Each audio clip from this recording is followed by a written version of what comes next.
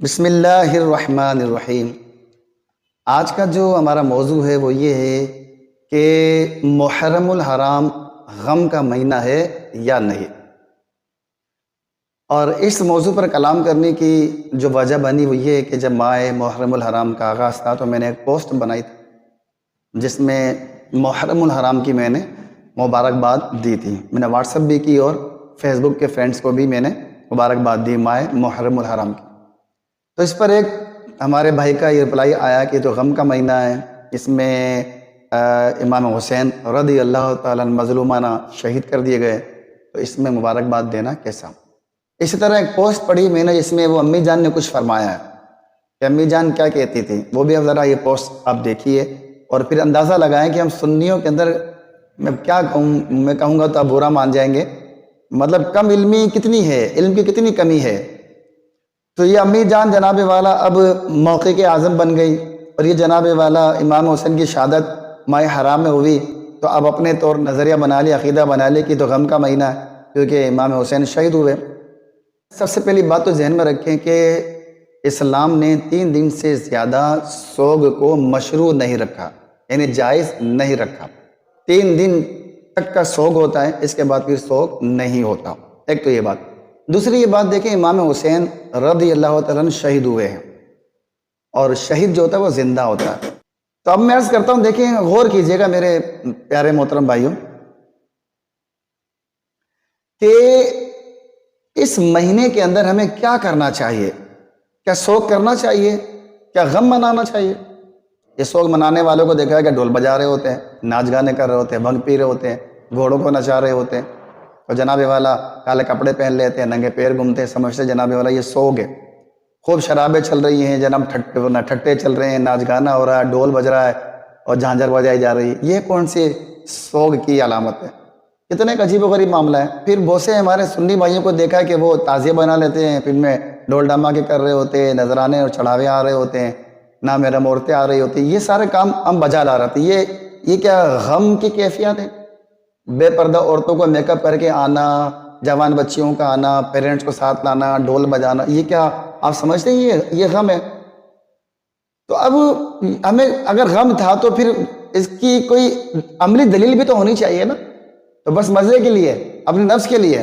پھر آپ جانتے ہیں نا کہ 10 محرم الحرام کو عاشقان اہل بیت اور عاشقان امام حسین کیا کرتے ہیں؟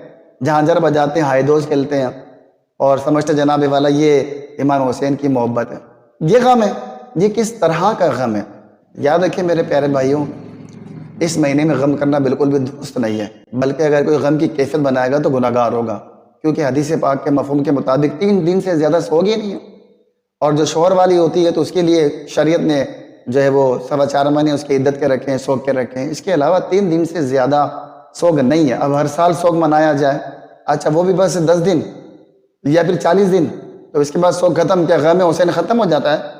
کیا وہ تکلیف جو اہل بیت کو دی گئی کیا وہ ختم ہو جاتی ہے؟ انہی دنوں میں ہوتی ہے، اس کے علاوہ نہیں ہوتی ہے؟ تو یہ غلط نظریات ہیں، ہمیں سمجھنا چاہیے۔ اتنا جدید دور ہے اور ہم کہتے ہیں جناب پڑھ لکھ لیا ہم نے، انگریزی پڑھی ہے، یونیورسٹی پڑھی ہے، اور جناب فلاں جگہ پڑھا، باہر سے ڈگری لے کر آ گئے، تو سب لائیں، لیکن کچھ بندہ عقل سے بھی تو سوچے کہ یہ جو شریعت کیا ہمیں ان چیزوں کا حکم دیتی بھی ہے کہ نہیں ہے؟ اگر دیتی تو ٹھیک ہے، کرنا چاہیے، جب نہیں دے رہی ہے، سراتن ممنوع ہے، تو پھر ہمیں اس میں بزید ہونا اور دوسروں کو اس کی ترغیب دلانا اور عجیب عجیب اپنے اچھوتے نظریات پیش کرنا، تو یہ تو کوئی بھی اسے پسند نہیں کرے گا۔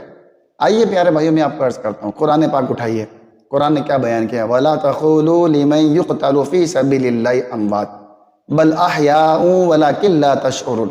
پارہ نمبر 2 سورہ بقرہ کا دوسرا رکوع ہے۔ اللہ فرماتا ہے کہ جو اللہ کے راہ میں مارا جائے انہیں مردہ نہ کہو، وہ زندہ ہے مگر تمہیں خبر نہیں ہے۔ اب اگر تمہیں خبر نہیں ہے تو آپ نے مردہ سمجھ لیا اور غم منا رہے۔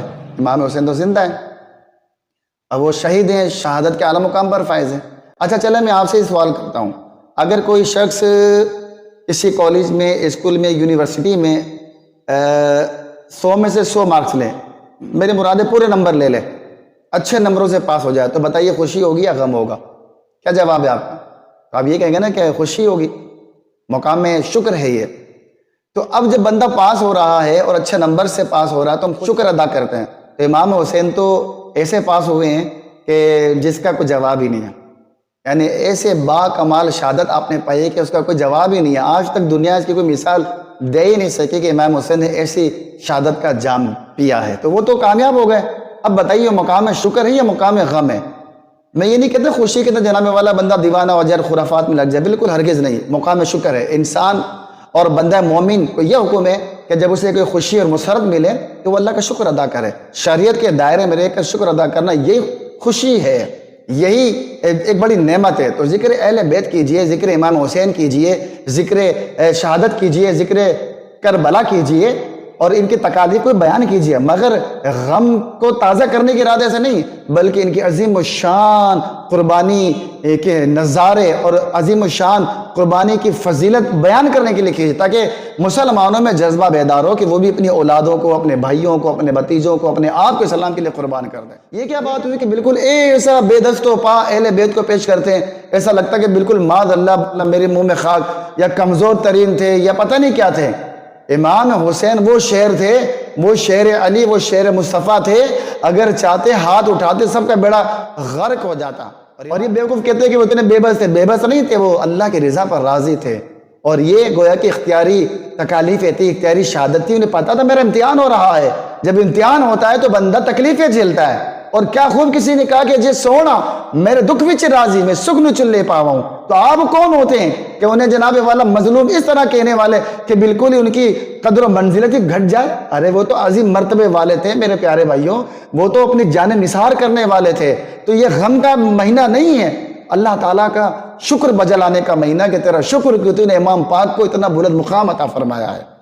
لہذا ایسی تمام محفلوں سے، مجلسوں سے، لوگوں سے میں بچنا چاہیے کہ جو اس طرح کی بے سروپا باتیں کرتے ہیں اور اس طرح کی پوسٹیں کرتے ہیں. بچنا ہے اس سے. کیوں کہ اہل سنت والجماعت کی عقیدہ و نظریہ نہیں ہے، مسلمانوں کا عقیدہ و نظریہ نہیں ہے. ان کا نظریہ تو یہ ہے کہ نانا جان کے دین کو امام حسین نے قربانی دے کر سبز و شاداب کر دیا. تو ہمیں اس بات کا شکر ہے کہ امام حسین جو ہے وہ کامیاب ہوئے ہیں. اور اس جو ہے معاملے کی جو ابتدا تھی وہ ابراہیم علیہ السلام کے بیٹے اسماعیل علیہ السلام تھی. ان کی قربانی ذبح ہونا یہ ابتدا تھی. اور انتہا دیکھیں کیسی عظیم الشان ہے، سر نانا جان کے دین کے لیے قربان کر دیا، اللہ کے لیے قربان ہو گئے، مگر باطل کے آگے سر نہ جھکایا. جو غم حسین منانے والے ذرا اپنی حالت دیکھیں، غور کریں. نماز ایک نہیں پڑھتے، لنگر سارا کھا جاتے ہیں، لڑکیوں کو الگ تاڑتے ہیں، بد نگاہیاں الگ کرتے ہیں، اور معذلہ قوم لوط کا کام وہ بھی دھڑلے سے ہو رہا ہوتا ہے. یہ غم حسین منانے کے طریقے ہیں. سینہ کوبی کرنا، کالے کپڑے پہن لینا، یہ بالکل بھی غم حسین اور محبت حسین نہیں ہے. محبت حسین تو یہ ہے کہ جو امام حسین نے فرمایا ہمیں ان تعلیمات پر عمل کرنا چاہیے. تو میرے پیارے بھولے والے سنی بھائیوں، سمجھیے ہم اہل بیت کے عاشق ہیں، ہم ان کے چاہنے والے ہیں، ہم رسول اللہ کے عاشق ہیں، ہم امام حسن مجتبیٰ کے عاشق ہیں، ہم امام حسین کے عاشق ہیں، ہم جناب والا مولا علی مشکل کشا کے عاشق ہیں، ہم آقا علیہ السلام کی پیاری صاحبزادی خاتون جنت سے پیار کرنے والے، ان کے تعلیمات پر چلنے والے. یہ خرافات ان سے دور رہیے، اپنے گھر والوں کو بھی بچائیے، خود کو بھی بچائیے. امید ہے آپ کو بات سمجھ آئی ہوگی. کوئی بات بری لگی ہو تو خدا را امام پاک کے صدقے معاف کر دینا. بات کڑوی ضرور ہیں مگر سچی ہیں. ایک کاش اللہ کرے کہ دل میں اتر جائے میری بات. یا حسین السلام، یا حسین السلام، یا حسین السلام، صلو علی الحبیب.